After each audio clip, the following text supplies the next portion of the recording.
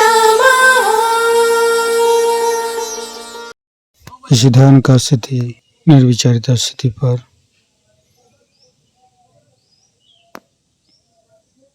परम चैतन्य अनुभव करते हुए परम पूज्य श्री माता जी आज का ध्यान करा कि आपने जो हमको परम चैतन्यित की है, इसके लिए मैं आपको कोटि कोटि नमन। कुंडली उठाकर बंधन लेंगे।